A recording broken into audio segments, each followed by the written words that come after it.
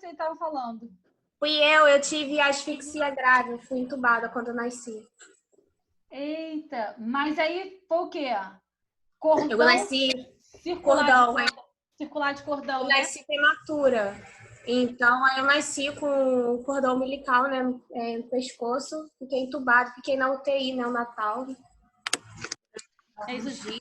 Isso geralmente acontece através da SAN, né, que é a síndrome de aspiração de mecônio, que é uma das doenças, né, anóxia perinatal, né, que é uma falta de oxigenação no cérebro na hora do parto, e a circular de cordão. Isso acontece muito, né, por conta...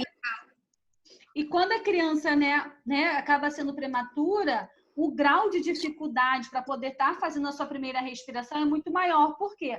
Os pulmões, eles não estão maduros o suficiente, porque da 24 até 30 semanas é onde tem a produção de surfactante. Quando a mãe ela acaba tendo, né, um parto precocemente, automaticamente os pulmões dessa criança não estão maduros porque ela não teve a produção de surfactante, né? Ou a mãe ela toma medicação para poder segurar mais um pouquinho e toma esse corticoide para poder amadurecer o pulmão dessa criança. Quando não dá tempo, é onde leva essas asfixias, porque o pulmão ele não está maduro para poder fazer aquela hematose, né? Então, acaba complicando um pouquinho justamente por conta disso. Tá? Eu tive que ficar na incubadora, entubada, cheio de coisinha no nariz. É assim mesmo. Mas passa. Eu costumo dizer que vocês são guerreiros, né? Os prematuros, eles são muito guerreiros, eles lutam literalmente com a vida, né? E a gente sabe que tem pessoas, né, grandes já atuando. Então, assim, o meu modo de pensar, de ver a vida mudou de uma outra forma. A partir do momento em que eu entrei para o mundo da NEL, né? Você acaba mudando, né, algumas opiniões, algumas atitudes, porque aqueles pequeninos, né? Esses guerreiros, eles lutam para viver. E muitas das vezes a gente está aqui saúde, saudável, pensa em morrer, né? É complicado. Mas... E o meu caso foi bem complicado. Eu tinha sido desacreditada pelos médicos. Meu caso foi bem complicado mesmo. Muito complicado. Isso? Deus é Não era nem né? Professora, eu sou resultado de uma vasectomia mal sucedida. Eita Deus, cara! É Deus, literalmente. Não tem jeito. Não tem jeito.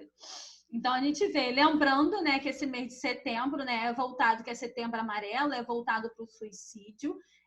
Talvez se a gente estivesse em sala de aula, a gente estaria fazendo diversas campanhas, né, porque a gente sempre aborda isso, né, dentro da sala de aula. A gente tinha diversos planos para esse ano, né, mas, como a gente sabe, Deus sabe de todas as coisas, é Ele que sabe de tudo, então nada é por acaso, pode ser como aprendizado aí, né, para cada um de nós, mas eu tenho aquilo comigo, quando o ser humano ele é ruim, não tem coronavírus, não tem nada que vai fazer, né, mudar de ideia, a verdade toda é essa. Se fosse assim, não teria, né, ontem lá, acho que na Tijuca, né, o cara fez não sei quem ali de refém, né, essas bandidagens todas, então, não sei. Né, era a namorada dele. Era a namorada dele, eu não vi, que eu vi por alto, né, porque eu estava numa reunião namorada também. E mais 4 refém. Né, então, assim, é muito complicado. Eu acho que é do ser humano, né? A ruindade é do ser humano. Acho que o Covid não vem talvez para ensinar, né? Não sei, mas vamos ver, né? Se fosse Cachorro que salvou. Então, deixa eu só voltar aqui.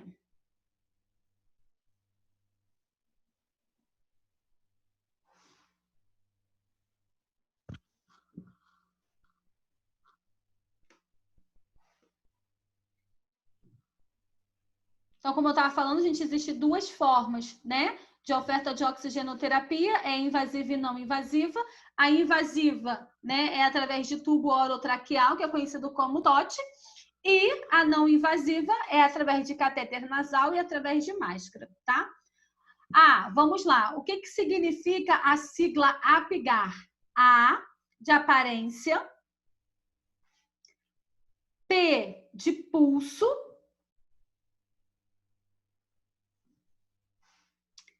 G, de gesticulação, A, de atividade, R, de respiração. Lembrando que esse APGAR, né, a escrita dele é em inglês, Então, acabou colocando aqui, né, para a gente poder ter, saber o que estava sendo avaliado, tá bom? É uma sigla em inglês. Professora, pode repetir, por favor? A de aparência, P de pulso, G de gesticulações, A de atividade, R de respiração. Obrigada. Nada, filha, é o que significa aí APGAR. Lembrando que é uma sigla universal, tá? Mentira, em inglês. Bom, sobre os reflexos primitivos. Professora, Oi, Caterina. A Caterina vai assim, oi, professora, o negócio vai lá dentro do meu negócio assim. Fala, Chuchu, tava com saudade disso. Ela quase arrebenta os meus o segundo A é o que mesmo antes de respiração? Atividade. Obrigada. De nada. Tá de fone, você? Tá de fone, Catarine? Ah, não, professora, ela é escandalosa Eu mesmo. tô de fone. Eu vou dar um grito aqui, eu vou pedir para todo mundo tirar. Eu vou pedir para todo mundo tirar Mas o ela é fone. escandalosa, professora. Sabe que eu tô escrevendo. Eu vou gritar no seu ouvido, vou arrebentar os seus tímpanos, Caterine. Meu Deus. Os tímpanos dela já é arrebentado, professora. Gente, sabe o que é isso? É Professora, falha. não grita, não. Gente, vamos lá. Tabelas dos reflexos primitivos. O que é importante que eu quero que vocês levem aí para a vida? Quando vocês forem se especializar, né, vier para o meu mundo neonatologia, beleza, tá? Mas enquanto não, ficar só como vocês, como para vocês saberem o que é. O que é importante, o que pode talvez eu não cair na prova, é reflexo e estimulação. Resposta, né? E duração, isso aí é por minha conta, né? Eu tenho obrigação de saber quanto tempo vai aí, né? Os reflexos primitivos, quanto tempo perdura, tá? O que é importante sobre o reflexo é o moro, busca, palmar, Babinski, pressão plantar, tônus cervical e marcha, e o que significa cada um deles. Então, reflexo e estimulação, eu prefiro que vocês saibam, tá ok? O que significa cada um. Resposta e duração, não. Então, pode fazer um xizinho aí, tá? Isso aqui, para mim, não é tão importante para vocês pegarem, não. Mas isso aqui, para mim, é. O que seria... Ó, o coraçãozinho, dona Lucia. O que seria importante? O que seria moro, né? É o susto, né? A queda, quando ele levanta os bracinhos, né? A gente dá como o quê? Moro. São aqueles abalos que ele faz. Busca de sucção, quando você coloca o dedinho, ele vai em busca, ou quando ele tá, você bota ele na posição para poder ser amamentado, ele já vai querendo buscar. Então, a gente dá como busca, né, de sucção, tá querendo mamar, tá? Preensão palmar é quando você coloca, né, a mão e ele acaba o quê? Fechando ambos, né? Ele acaba pressionando aquilo ali. Babinski são as batidas que são feitas na solinha do pé, mas esse reflexo, né, de Babinski, quem faz é o pediatra, tá? Então, ele faz até o 4º mês de vida dessa criança, que são dos reflexos primitivos, tá bom? Ele é que quando você bate, ele acaba esticando os dedinhos, tá? Ele estica. Então, bate, tá encolhidinho, ele vai lá e estica. São os reflexos primitivos. Tônus cervical, né? É a posição de supinação que vira o pescoço. Lembra quando eu falei para vocês que muitas das vezes ele segura e ele acaba sustentando o corpo? A gente dá como tônus cervical. E a marcha, quando você segura a criança e coloca ele em pezinho, ele vai o quê? Fazer o reflexo primitivo de andar. Não que a criança ela seja precoce, né? Que ela está andando. Não vai andar com menos de 3 meses, 4 meses, 5 meses. Não vai andar. A coluna dessa criança ainda não está firme. Ela mal sustenta o pescoço, quem dirá andar, tá? Então, não, minha filha está andando precocemente. Mentira. Tudo mentira. Tudo mentira, tudo balela, tá? É reflexo primitivo, querida, tá? Mas a gente tem que sinalizar algumas mães. Elas ficam teimando, então deixa eu dizer que ela é prematura, que ela é precoce. Tá ok? Ô, professora, Oi. eles começam a ficar durinhos com 6 isso, não é? Mais ou menos, essa idade? Mais ou menos isso. Com 5, 6 meses já começam a ficar durinhos. Mas isso não quer dizer que essa criança ela vai andar, né, com 6 meses. É aí que ela está começando a ter a postura dela, né, de sustentar o pescoço. Como que uma criança que mal consegue sustentar o pescoço vai andar? Ela vai tombar, né? Vai tombar, não tem jeito. Vai ser muita queda, tá? Então, aqui a gente tem, eu coloquei algumas fotinhas para vocês entenderem um pouco mais. Olha a marcha, você segura a criança, ela vai fazer a posição de marcha, normal, tá? Palmar, plantar e a de busca. Bom, nada é tão ruim que não possa piorar. Daqui para cá, né, o bicho pega, literalmente. Então, vamos lá. Classificação do RN. Então, pelo Ministério da Saúde, toda criança, né, de baixo peso é aquela que nasce com menos de 2,5 kg. Criança de baixo peso. Na prática, muitas das vezes, acaba criança com 2,4 kg, 2,3 kg.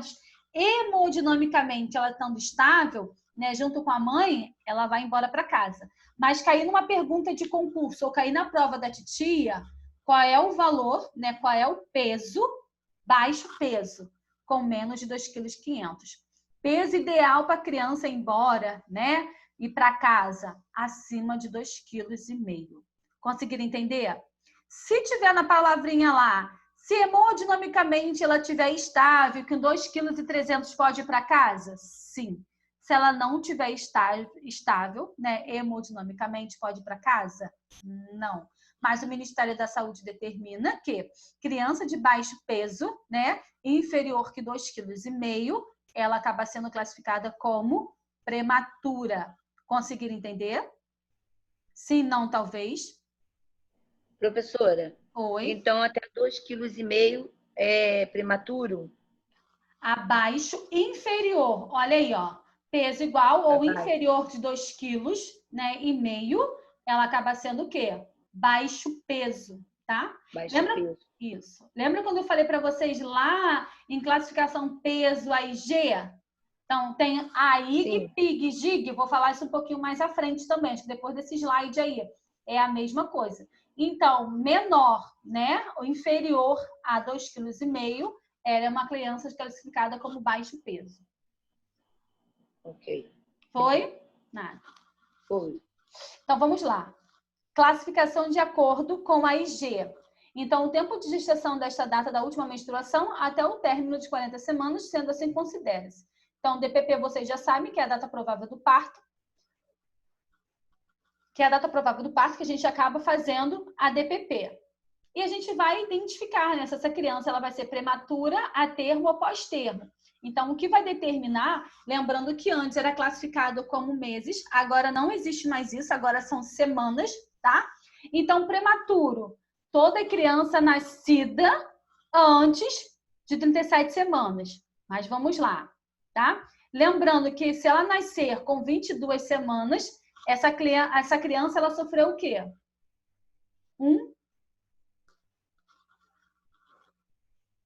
Aborto. Né? Aborto. 22 semanas e um dia a gente já classifica como parto, tá? Muitas das vezes a criança com 21 semanas, ela pode nascer, tá? Mas aí o risco é muito maior de sobrevivência, mas pode ocorrer, tá? Na NEL, a gente já pegou criança com 500 gramas e aí ela foi evoluindo. É muito, muito, muito, muito prematura, tá?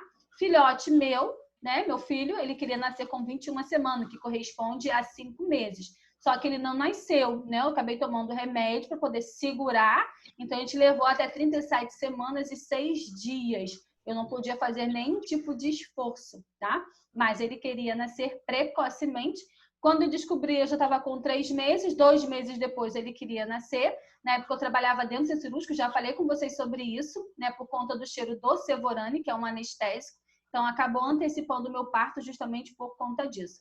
Ou ele antecipa o parto, ou a criança nasce com alguma sequela. Graças a Deus, né? Só antecipou, mas consegui segurar até 37 semanas e 6 dias. Mas hoje meu filhote aí é sensacional, perfeitinho, tá? A termo. Toda criança nascida de 37 semanas, então coloquem aí na apostila 37 semanas e um dia até 42 semanas, tá? Se cair na prova lá, o que é classificado como aterro? 37 semanas e 5 dias é aterro? Não. Claro que é, Renata. Ah, é. Né? Sim. Né? É que eu botei 37 e 1, eu fiquei confusa. Mas se vai até A partir 42... de 1. Isso, tá? 37 semanas, 38, 39, 40, a termo, até 42 semanas. Até tá? 42. Isso. Pós-termo, toda criança nascida após 42 semanas. Na prática, tá? 39 até 42 semanas, muitas das vezes as crianças elas podem sofrer aí uma SAM, né? O que seria uma SAM? É síndrome de aspiração de mecônio, é onde essas crianças elas acabam evacuando, né, dentro ali da bolsa, né, dentro daquele líquido amniótico, e ela aspira esse líquido, é onde pode trazer, né, uma gravidez de alto risco para essa gestante, né, mas para a criança também, porque ela aspirou esse líquido todo contaminado. Falo um pouquinho para vocês isso mais na frente. Então a criança completou, né, 37 semanas e um dia, essa criança ela pode nascer tranquilamente, né? O pulmão está maduro, né? Essa criança ela está pronta para nascer. Lembrando que algumas mães ela acabam deixando o tempo dessa criança nascer porque ela quer fazer aí, né, um parto normal, muito bom, né? Excelente. Dou parabéns para quem consegue ter um parto normal, tá? Mas eu, Josélia, gosto de parto cesárea, né? Então assim, eu não. Eu, sofredor, sou muito fraca para dor. Então, assim, dou parabéns, mas lembrando que existe o parto, né, humanizado. No Saracuruna, dependendo da equipe que pegar lá o parto humanizado é sensacional, tá? Sem problema nenhum. Eu tenho experiência de lá, tá? Daqui do de Piabetá eu não sei. Mas lá, o trabalho de lá é muito bonito, né? Vou ser muito sincera, dependendo da equipe, né, que você pegar, consegue fazer um bom parto normal. Parabéns à equipe, tá? Mas eu, Josélia, gosto de parto cesárea. Se tivesse que ter outro filho, cesárea. Outro filho, cesárea, tá? Então, ó, o IPC Pacaraí, classificação de baixo peso, igual ou inferior que 2,5 kg.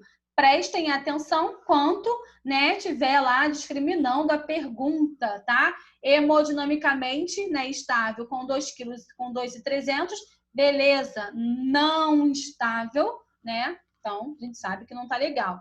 Classificação de acordo com a IG, eu tenho prematura, termo e pós-termo. Prematuro, 37 semanas. A termo, 37 semanas e um dia até 42 semanas. Pós-termo, 42 semanas, tá? Bom, cuidado para vocês não confundirem. Aqui eu tenho uma classificação com peso e a IG, né? Quanto que ele nasceu e a sua idade gestacional, tá? Expliquei para vocês um pouquinho lá no primeiro slide.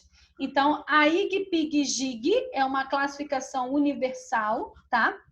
Então, a mulher pariu, se estiver lá IG, PIG ou GIG, vocês precisam saber da classificação quando vocês forem lá para a maternidade. Adequado para a idade gestacional são todos neonatos cuja linha referente do peso se encontra entre duas curvas do gráfico. Bom, vamos lá. Quem vai determinar que essa criança ela é grande, ela é pequena ou ela é adequada? É o médico, né? A gente faz o peso, a gente acaba medindo essa criança, fala para o médico e é ele que vai determinar. Claro que com a prática a gente vai identificando se essa criança ela é grande, pequena ou adequada para a idade gestacional. A gente já consegue fazer. Mas é o pediatra que consegue, é ele que coloca na caderneta da criança. Então, lembrando que a caderneta é antiga, então ela é fininha. Hoje aqui nós temos, parece um livro onde tem todas as informações da criança. Aqui, ó. Lá aparece assim, gráfico, peso e IG. Então, ó, aqui nós temos embaixo, ó, tá vendo? E a linha do gráfico. Então, esse pediatra, ele vai marcar, tá vendo? Eu tenho uma curva azul, eu tenho a vermelha, eu tenho a amarela e tenho a verde. Então, quando ela acaba ficando abaixo, né, da vermelha, eu sei que ele é pequeno para a idade gestacional, então a gente acaba classificando. Embaixo, eu tenho a idade, né, que é relacionado aos meses que essa criança ela acabou nascendo. Lembrando que existem outras páginas, tá? Então, aqui é o peso, tá? E a IG. A gente consegue estar identificando através disso, tá? Então, ele vai lá e faz o pontinho, Professora, e pega e faz a linha do gráfico. Oi, Renata. esse gráfico aí, ele é usado até quanto com a idade da criança? Então, isso aí é feito todo ano, no decorrer de um ano, né? Onde a gente leva as crianças para o pediatra e ali é onde ele vai dizer se essa criança está desenvolvendo ou não. Até um ano, uma vez por mês, você precisa levar essa criança ao pediatra. Conforme essa criança ela acaba completando um ano, aí você leva de 2 em 2 meses, de 3 em 3 meses. Conforme essa criança vai crescendo, você acaba levando de 6 em 6 meses. Vai tendo uma certa idade, você vai levar uma vez por ano, né? A criança, ela estando sadia, tá? Para poder fazer aquele check-up, né? Uma vez por ano. É igual a mulher vai ao ginecologista, lembrando que precisa dar continuidade, tá? Mas ele vai dizer fazer essa curva durante um ano, né? Que é até o primeiro ano de vida dessa criança. Então, você precisa levar essa criança para poder fazer o acompanhamento uma vez por mês, né? Sim, que a gente leva nossas crianças ao pediatra, tá? Porque eu fiz acompanhamento com meu filho depois que ele nasceu, foi isso mesmo, até um ano. Aí o pediatra media, fazia bolinha assim, ó. Isso, para poder saber se essa criança ela está desenvolvendo ou não, se ela está desnutrida ou não, tá bom? Ok, obrigado. Foi? Alguma dúvida?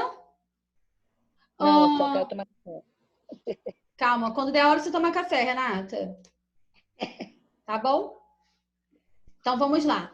Pequeno paridade gestacional significa como PIG, são todos neonatos cuja linha referente ao peso IG encontra-se abaixo da primeira curva do gráfico. Só para sinalizar para vocês, o que é importante para mim é até onde está escrito gráfico, tá? Em nossa, não, nada disso precisa, tá? Esses bebês sofrem desnutrição intrauterina, é importante, também não precisa, tá? Até onde está escrito gráfico, para mim é mega ultra power flex importante. Grande paridade gestacional são todos neonatos cuja linha referente ao peso IG, que é a idade gestacional, se encontra acima da curva do gráfico, tá? A IG, PIG e GIG. Adequado paridade gestacional, pequeno paridade gestacional e grande paridade gestacional. Bom, adaptação vida extrauterina, né? As primeiras 24 horas de vida representam um momento crucial. É transformador recém-nascido, é o período de transição em que ocorre a adaptação fora do útero, o qual o neonato ele precisa atravessar com sucesso para sobreviver. O que seria isso? É a sua primeira circulação, né? Ele precisa converter com sucesso a sua primeira respiração. Então, ele vai deixar de fazer a sua circulação fetal para a sua circulação neonatal. Quando que ele faz isso? Quando o cordão umbilical ele é cortado, ele é clampeado e a criança ela precisa fazer a sua primeira respiração. Aqui a gente vai falar do sistema cardiovascular, lembrando que vocês já pegaram um pouquinho sobre isso lá em anatomia. Eu já dei uma pincelada lá em clínica cirúrgica, voltei para vocês em adulto e idoso, tá? Falando de algumas doenças, e aqui a gente começa a falar todo o sistema, né, da criança. Quando a criança nasce, como é que funciona todo o sistema cardiovascular, hematopoético, endócrino, metabólico, tá? Sistema digestivo, sistema renal, sistema hepático. Então, eu vou falar um pouquinho sobre todos os sistemas, assim que a criança nasce, como aquilo tudo começa a funcionar sozinho, sem ter ajuda da mãe. Enquanto ela está ligada entre o cordão umbilical, ela consegue fazer isso sozinha. Quando esse cordão ele é cortado e clampeado, a criança, esse sistema dela, que é o que está acontecendo com a gente agora, ele está funcionando sozinho. Então, a gente começa a falar um pouquinho agora sobre isso, tá? Sistema, professora, cai na prova? Cai, tá? Então, daqui para frente, eu vou sinalizando para vocês o que é o IPC para caralho aí, tá ok? Então, vamos lá. Dentro do meu sistema cardiovascular, né, o que é importante para mim é eu saber que essa criança ela precisa converter com sucesso a sua circulação fetal para a sua circulação neonatal. É onde ela tem a sua primeira respiração. Então, isso para mim é ultra mega power flex importante dentro do meu sistema cardiovascular. Lembrando que quando é feito, né, a fecundação óvulo, espermatozoide é fecundado, sofre a divisão, né, que é relacionada à mitose.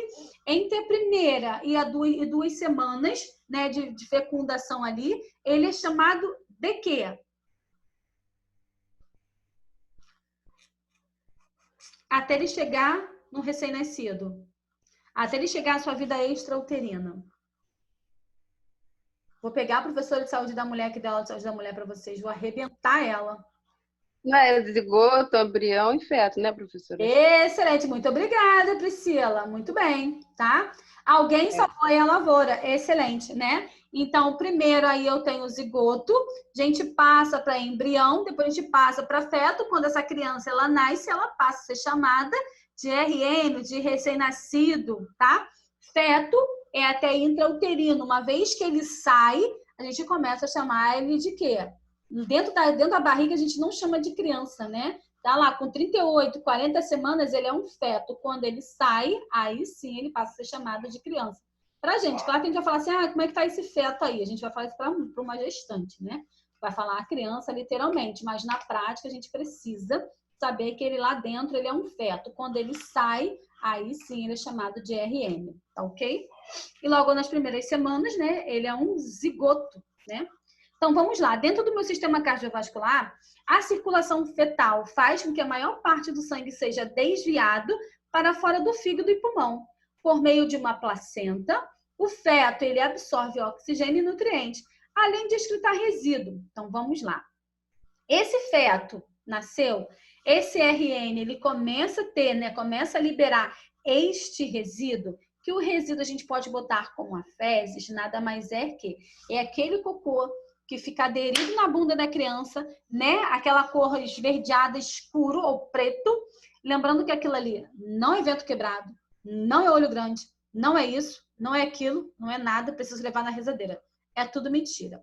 Aquilo ali, através do cordão umbilical que a mãe ela foi, né, se alimentando, são resíduo que vai sair conforme a criança ela for sendo amamentada. E ela vai conseguir estar eliminando o quê? Através das fezes. Tanto que quando ultrapassa, né, vamos botar aí uns 10 dias, 15 dias, a criança ela já começa a mudar a coloração daquelas fezes, porque conforme ela está sendo amamentada do leite materno, a coloração daquelas fezes vai se modificando, que vai ficar igualzinho um abacatezinho amassado, né, cheio de açúcar. É igualzinho, que é muito bom. Cocô não, né? Mas um abacatezinho sim, tá? Então, isso não é vento quebrado. Isso aí são os resíduos que é normal sair quando a criança ela nasce. Ela tá eliminando todos esses resíduos. O ducto venoso se liga à veia cava inferior, né? Que é o umbilical, fazendo com que a maior parte do sangue, né, da placenta contorne para o fígado. Por fim, o forame oval e o ducto arterioso, ele levam a maior parte de sangue para fora dos pulmões. E o que é importante que eu sinalizei para vocês, é essa última frasezinha aí após o ponto. Para sobreviver, o recém-nascido ele precisa converter com sucesso, né, a sua circulação fetal para a sua circulação neonatal. Fale lá sobre o sistema cardiovascular se cair na prova. Para sobreviver, a criança ela precisa fazer sua circulação fetal para sua circulação neonatal, converter com sucesso. Isso lembrando que ela leva o quê? 24 horas, né, para poder se adaptar à vida extrauterina, né? Que é o período aí de transição. Foi? Conseguiram entender? Alguma dúvida? Alguma dívida? Dívida eu sei que sim. Não me deixe falando sozinho com o computador, que o computador ele não vai me responder, hein? Ok. Isso, pelo menos ok, né? Pelo amor de Deus. Vocês não me queriam? Então, professora, o período de transição é 24 horas, né? É, que ela começa a se adaptar à vida extrauterina. Ok, obrigada. O que ocorre quando o sistema o que ocorre? O que aconteceu? O que ocorre, né, quando o sistema cardiovascular? O cordão umbilical, quando ele é clampeado, o recém-nascido ele tem sua primeira respiração. Então, ele está conseguindo converter com sucesso de fetal para neonatal. A resistência vascular sistêmica é aumentada e o fluxo do sangue do ducto arterioso ele acaba o quê? Diminuindo, porque ele tinha o fluxo de sangue ali, ou da mãe, que estava auxiliando. Quando esse cordão umbilical ele é cortado e clampeado, então, automaticamente, esse fluxo desse sangue ele acaba sendo diminuído. A pressão, gente, mais 10 minutos, né? Comecei agora a falar. A pressão arterial esquerda se eleva, resultando do fechamento funcional do forame oval. Isso aí é normal, isso aí é fisiológico, tá? Quem vai dizer se é algo patológico ou não, se ele vai ter a terceira bulha ou não, é o médico, ou quando intrauterino, né, acaba se fazendo a morfológica, identifica se a criança tem algum problema ou não.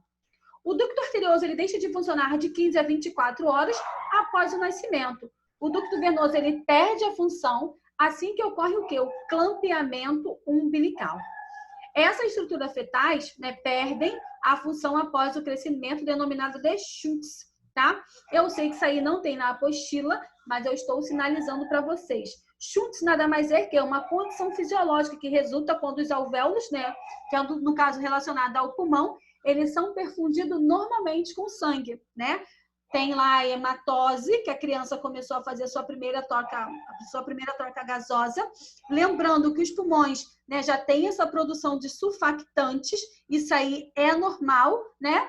E normalmente, né, ele começa a ter o quê? A sua primeira ventilação, que é o fornecimento de ar para suprir o quê? A região perfundida. Então, quando a gente bota que é uma condição fisiológica, é aquilo que vai passar. Muitas das vezes, pode ter a terceira bulha, vamos dar um exemplo, que é o coração ele faz tum-tá, tum-tá, tum-tá. Então, muitas das vezes, quando é a terceira bulha, é tum-tá, tum, tum-tá, tum. Então, é a terceira bulha, então a gente dá como fisiológico, porque o forame oval, ele acabou sendo o quê? Fechado, mas que de 15 a 24 horas, ele pode voltar ao normal. Então, a gente dá como Schultz, né? Nada mais é que é o resultado, é o fisiológico, né? Onde tem aí, né, são perfundidos normalmente com sangue. Então, isso é normal, tá? Foi sistema respiratório. Alguma dúvida? Sim, não, talvez? Não. Não? Sistema respiratório, né? O feto é responsável pela alteração respiratória ainda durante a gestação. Ó, falei lá para vocês anteriormente, 24 a 30 semanas de gestação inicia a produção desse surfactante. Lembram quando eu falei lá em edema agudo de pulmão?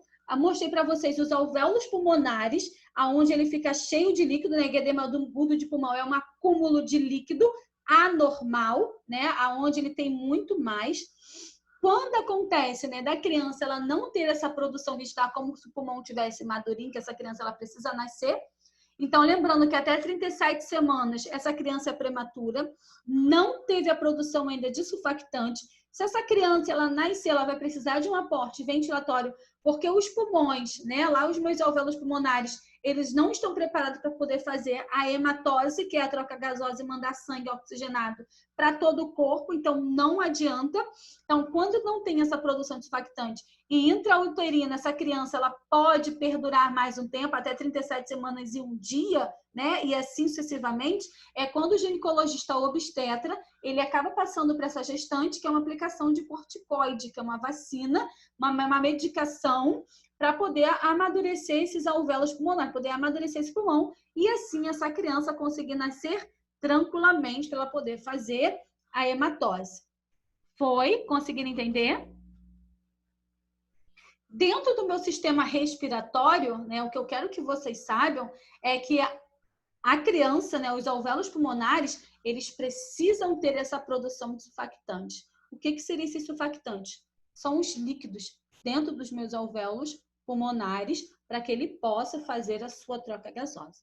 Uma vez que não tem essa produção de surfactante, a gente não dá uma assistência correta, né, para esse RN, é onde ele pode ter o quê? O colabamento, né, uma atalectasia, que é o colabamento dos meus alvéolos pulmonares, e é onde essa criança pode vir ao óbito, justamente por conta disso. Foi? Sim, não, talvez? Então, vamos lá. Foi. Já fiz o resumo, já expliquei. O que eu falei vai estar escrito aqui, tá? O feto é responsável por as alterações respiratórias ainda durante a gestação. Entre 24 e 30 semanas, guardem isso, né? A digestação inicia a produção de surfactante, que evita o colapso dos alvéolos, que é o colabamento, tá?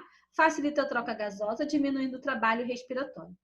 O pulmões do feto contém líquido produzido pelos próprios pulmões, tá? Que são os líquidos que isso é normal. Ele só não pode ter muito excesso de líquido anormal. Pode ocorrer mais no adulto, né? Que é o edema agudo de pulmão. Pela cavidade amniótica e pela traqueia. Assim, ao nascer, o recém-nascido precisa assumir a sua respiração sozinha, substituindo rapidamente os líquidos pulmonares por ar. A remoção desses fluidos pulmonares acontece por uma compressão na hora do parto, que força para o líquido sair pelo nariz e pela boca. Também acontece a absorção desses líquidos pelo organismo após o início da respiração. Lembra quando eu falei para vocês lá nos cuidados primordiais, a expiração necessária? Então, a gente avalia. Primeiro minuto, a criança está com a sua vitalidade normal, beleza. O quinto minuto, a gente precisa ver se ela está conseguindo se adaptar. E muitas das vezes sai aquele líquidozinho. Então, esse líquidozinho pode ser que esteja obstruindo as vias aéreas. Então, é por isso que a gente vai lá e aspira, e a gente dá aí como leve, né? Que ele fez uma asfixia leve, mas que ele não precisou de um aporte ventilatório, algo estava obstruindo, você aspira, ele começa a ventilar normalmente, sem problema nenhum. A gente dá como leve, tá? Professora, Oi? o normal é não sair líquido nenhum?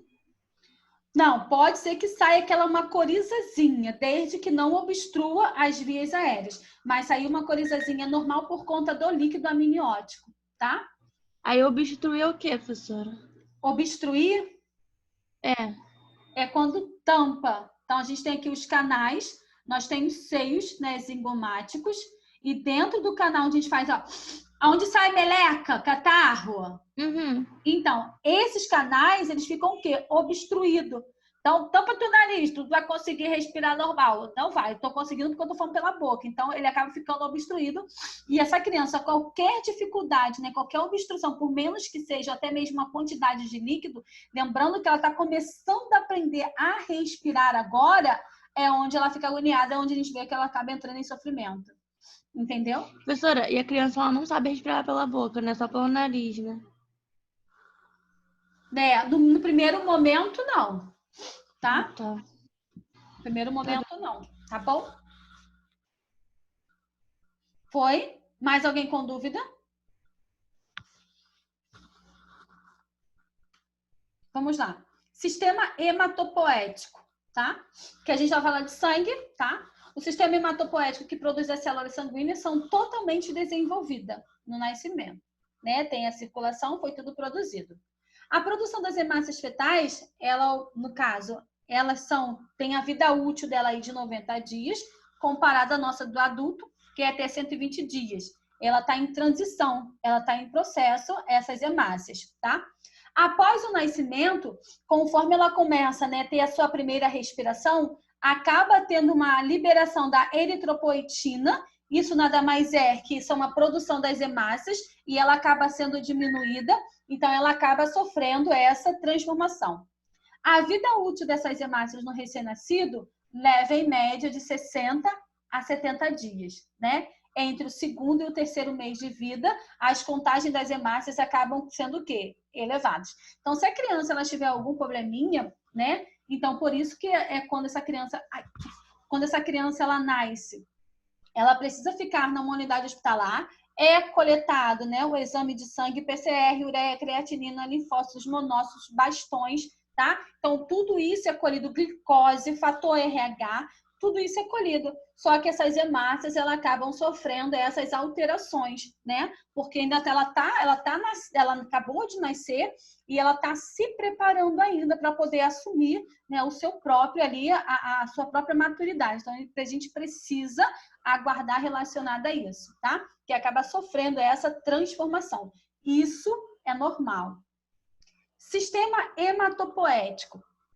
Bom, dentro do meu sistema hematopoético, tá? A gente está falando do recém-nascido que ele acaba tendo uma liberação da bilirrubina ou hiperbilirrubinemia, que nada mais é que nosso tempo ele vai acabar de novo, tá? É só, gente, mentira, não vai voltar não.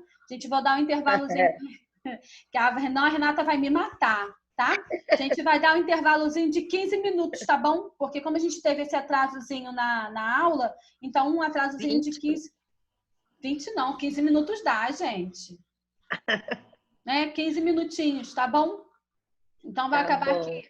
Vai acabar aqui a qualquer momento, a gente dá um prazo de 15 minutinhos. Eu coloco lá o retorno, tá? Professora, Oi. deixa eu aproveitar então, tirando uma duvidazinha minha rapidinha. Aqui no sistema respiratório, Tá falando sobre a